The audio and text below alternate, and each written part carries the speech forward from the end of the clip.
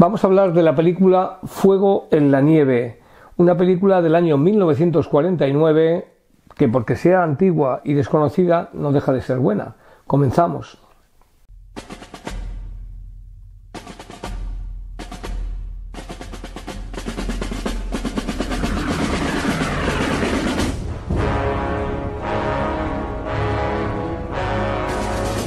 Fuego en la nieve, una película del año, como he citado, 1949. El título original es Battleground. Battleground, si lo traducimos textualmente, querría decir campo de batalla. ¿Qué es lo que ocurre? Pues que ya había otra película anterior, creo que es de Humphrey Bogart, que se llamaba Campo de Batalla, con lo cual en España no se podían poner dos veces el mismo título, es un poco extraño, ¿no? Eso es fruto precisamente de los cambios que se producen cuando alguien se mete a traducir o a traducir libremente, no literalmente. Hay veces que sale bien y hay veces que sale menos bien. Es una película dirigida por el director William A. Wellman, William Augustus Wellman. Luego diré un poco quién es este director. ¿Dónde está enmarcada esta película? En la Segunda Guerra Mundial.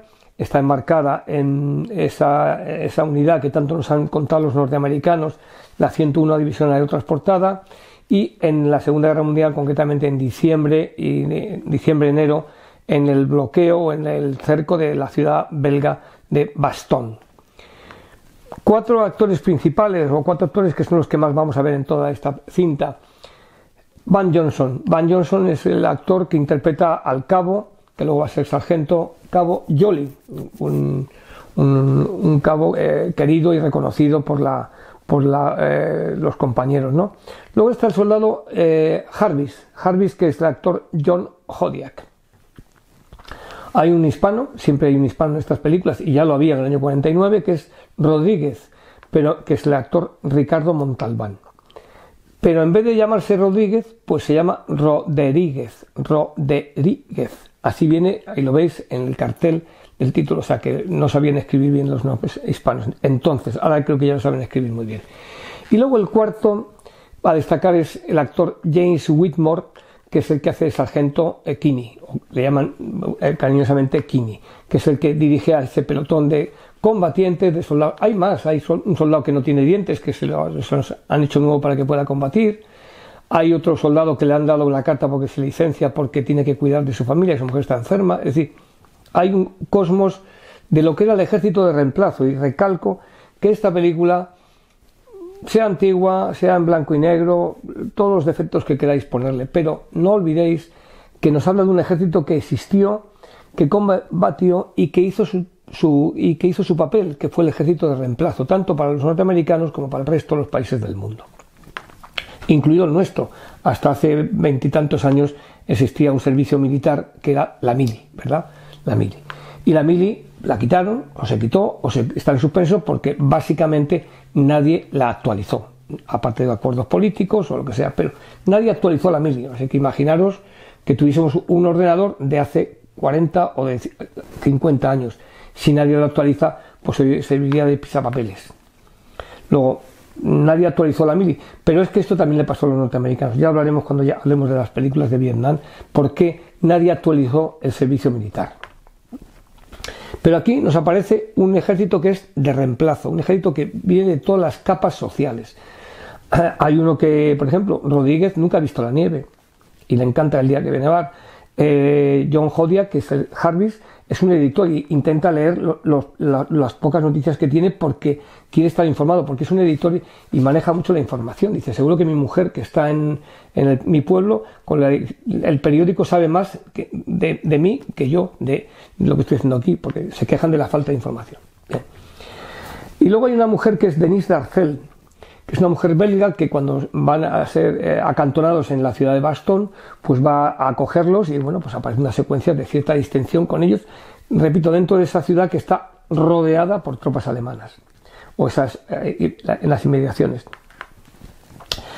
También decíamos que el cine tiene muchas cosas, y es que además de mostrarnos la sociedad, nos muestra cómo eran las costumbres y cómo se divertía la gente antes y cómo vivían las cosas. Al comienzo de la cinta vemos que llegan dos soldados que están muy contentos, son novatos, con su insignia que se la quieren bordar en el abrigo, en el uniforme del águila aulladora de la división 101. Hay otra portada norteamericana, y al lado aparece un árbol de Navidad. Si podéis ver la cinta, fijaros. Aparecen las serpentinas y las guirnaldas de cómo se hacían o confeccionaban a finales de los años 40-50, con papel de seda, están hechas con papel de seda. Hoy en día eso se compra, está ya bien hecho, prefabricado, pero es cómo era la sociedad. Y luego también el lenguaje, porque esta película tiene un montón de recorridos y de cuestiones. El lenguaje, que es muy importante porque precisamente aquí se habla de los apaleados bastardos de bastón, refiriéndose a esta unidad que fue apaleada, que fue muy atacada y que eran bastardos, como los desgraciados, ¿no? Con los años, cuando se hizo la serie de Malos de Sangre, pues se cambió y entonces ya no se dicen apaleados bastardos de bastón, sino dicen los apaleados de bastón. Es decir, el lenguaje se va modulando en función de la sociedad en la que vivimos, ¿no? También. Eso en cuanto a esta película, que repito, nos cuenta un poco el devenir de esta unidad dentro de la contraofensiva de las Ardenas, como tiene que acabar como van aproximándose, empieza a nevar, tienen que escapar los pozos de tirador, las granadas, la llegada del recluta del soldado bisoño, que nadie le hace ni sitio ni en la tienda cónica, etcétera. Cómo van cambiando toda su percepción, cómo no saben ni el nombre del que ha llegado, porque los novatos tienen muy poca vida útil, o sea, cuando seas veterano ya sabes tu nombre, etcétera, etcétera, y cómo él va haciéndose veterano, por así decirlo, el propio novato. Y luego hay una secuencia, aparte de la del jeep volcado, en el que se esconde un soldado, que está muy bien hecha. Yo creo que gran parte de esta película está hecha en estudio, no me extrañaría, porque mezcla imágenes reales, pero hay una secuencia que te deja pensativo, que es cuando el capellán tiene que hacer un servicio religioso y dice, bueno, pues aquí hay de todas las religiones y tal, y les hace una pregunta el día de la Nochebuena o el día de Navidad, un día de estos de Navidad, en Navidad del 44, y le dice, ¿era necesario este viaje? ¿Por qué? Como diciendo, ¿por qué estamos aquí? Es una pregunta que los norteamericanos, tanto los que están combatiendo como los que están en casa, siempre se han preguntado. We fight. ¿Por qué luchamos, no? ¿Por qué luchamos? ¿Era necesario este viaje? Entonces hace una especie de pequeño discurso, ¿no? Pequeño discurso contando el por qué tienen que estar ahí. Y deja a cada cual que lo encaje o lo entienda. Muy buena secuencia y muy bien contada, precisamente para sensibilizar a la población del por qué esos muchachos han ido allí a combatir. Muchachos de todas las capas sociales, recalco. Unos saben leer, otros no tienen ni dientes, muchos tienen lo que hemos dicho en otros programas, los pies de trinchera, los chanclos, etcétera, etcétera. Eso en cuanto a la película, que yo creo que tiene una fotografía pasmosa y tendríamos que verla o revisionarla. Lógicamente, para muchas cadenas de televisión ni se plantean poner la película en blanco y negro. Ese es su problema. Tiene algún problema, pues se lo tendrán que mirar por algún profesional. ¿Qué podemos decir del director? William Wellman. Pues es que no es un director más. Es el primer director que gana un Oscar, ¿sí? En 1927 se instaura, en 1928, la ceremonia de los Oscars. Y el primer Oscar se lo dan a William A. Wellman por una película bélica, Alas, que la cité en esa lista de 10 películas mejores de la Primera Guerra Mundial. También hará muchas películas durante una extensa carrera, incluso siempre con mucha dedicación a la Fuerza Aérea, porque él sirvió en la Fuerza Aérea encuadrada en la Primera Guerra Mundial en la Escuadrilla Lafayette. Y de hecho su última película será La Escuadrilla Lafayette, con su propio hijo que trabaja en la película.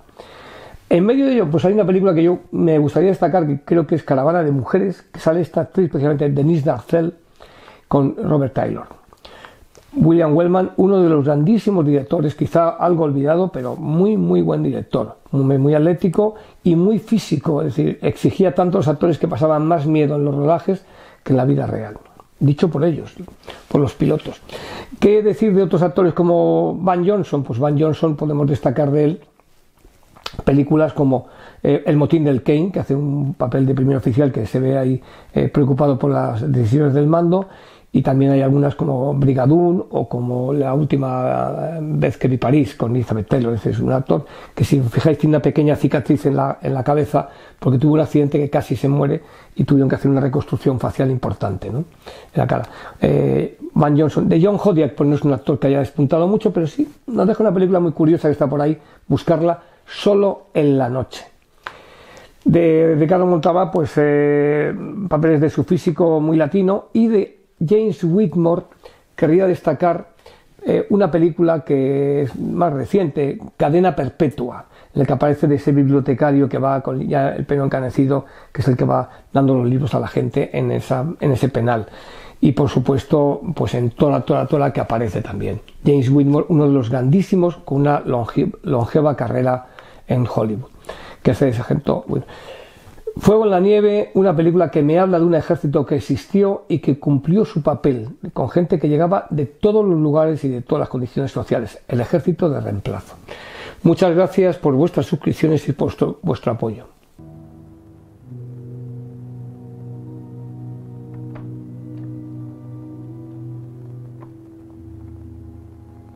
Berlanga, y estamos con José Luis Estarrona Manzanares. Muchas gracias a Filmoteca Española por recibir. Un placer siempre, José Manuel, recibiros, y bueno, y el hecho de poder estar aquí pudiendo hablar de una película de Bill Wellman, pues para mí es un orgullo, un honor. Y vamos a hablar de esa película. Un apunte rápido, así, una ráfaga rápida de la película Fuego en la nieve. Para ti, a lo mejor te ha gustado, a lo mejor te gustaba antes más.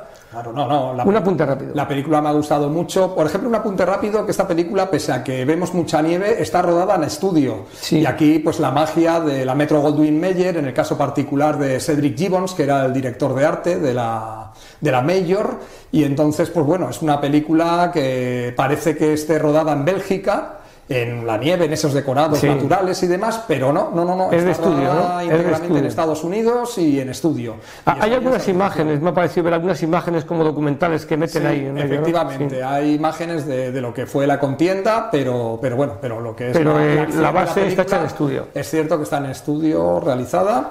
Y bueno, la nieve, sobre todo, pues nos ceñimos un poquito al título español, ¿no? Fuego en la nieve. Hay una secuencia muy bonita que a mí particularmente me gusta mucho, que es cuando hacen un mapa en la nieve sobre las posiciones estratégicas del enemigo alemán, ¿no? Y dónde están situados ellos. Y lo hacen con unos bastones clavándolos en la nieve. Si no recuerdo mal, es la primera vez que he visto esto en el cine, porque lo he visto pues en los westerns, con la arena, en las películas que transcurren en el desierto, como la famosísima y maravillosa Boyest de Bill Wellman, del mismo William Wellman, en el desierto, pues también lo hacen en la arena, pero aquí en la nieve es algo curioso que me llamó mucho la atención y que lo veo un detalle muy interesante y que habla mucho de ese otro personaje que sería la nieve en la película, ¿no? O sea que para ti hay un personaje aquí más que es la nieve. Efectivamente. Bueno, ¿y qué nos puedes decir de este director que hemos citado, que fue el primer Oscar de Bill Wellman, o William Augustus Wellman? Bueno, pues otro apunte rápido. Sí, Bill Wellman pues es un pionero, está a la altura pues de los John Ford, de los Alan Dwan, son gente que fueron los que pues pusieron los primeros pilares del cine. Y bueno, pues Bill Wellman pues tiene películas extraordinarias, como Ha nacido una estrella, la primera versión. Luego también tiene Incidente en Oxbow, que es un western maravilloso. Es un western, es segregacionista, racista incluso, diría yo. Luego tiene la famosísima Boyest, que hemos citado. Sí, ahí estamos viendo un cartel en la carátula del libro de Wellman, precisamente, que sale una foto de estudio de Boyest. Efectivamente, el libro editado por Filmoteca Española, precisamente. Y bueno, y luego pues esta película, que es una muestra del cine bélico del momento y de la contienda que tuvo lugar en Europa, en Bélgica concretamente. Muy bien, y de los actores, porque hemos citado un poco a Van Johnson, a John Hodiak, que yo creo que murió muy joven, o desapareció muy joven, o no llegó a cuajar nunca, no lo sé. Pero de esos actores, ¿cuáles, aparte de James Whitmore, lógicamente, que es quizás el que más... Pues bueno, a mí los que más me tocan un poquito de cerca son Van Johnson y James Whitmore, porque son dos actores a mí particularmente que son muy de mi agrado. Van Johnson pues tiene una carrera muy extensa, tiene grandes títulos, yo nunca lo olvidaré en Brigadoon, que es un musical maravilloso de Minelli, y es un actor que está dotado con esa vis cómica tan importante, como por ejemplo aquí todo lo que se lleva a mano con el huevo que tiene ahí, con el casco. Bueno, sí, es muy divertido. O sea, esa vis cómica que tiene Van Johnson es muy interesante. Se nota que es uno de esos actores que te pueden hacer de todo, te pueden cantar, te pueden bailar, pueden estar en una película bélica, en una película de cine negro, pueden estar en todo, ¿no? Y a mí Van Johnson, yo siempre me he declarado un fervor seguidor de él porque vamos, me parece muy buen actor. Y luego James Whitmore, que también lo hemos tocado un poquito. Recientemente estuve volviendo a visionar de nuevo la célebre La jungla de asfalto de John Huston del año 50, un año después de esta película, y bueno, ahí hace un papel de conductor extraordinario y es un actor muy particular porque es un secundario de esos grandes de la historia del cine, con una cara muy característica, unos rasgos muy concretos. Y la verdad es que es un personaje muy interesante. Así como en La jungla de asfalto hacía de jorobado, en esta película vemos que se centra mucho en sus pies, que los pies los tiene completamente destrozados y los tiene vendados, ¿no? Y yo particularmente lo que más me gusta de la película a nivel interpretativo son el papel de ellos dos. El papel de ellos dos.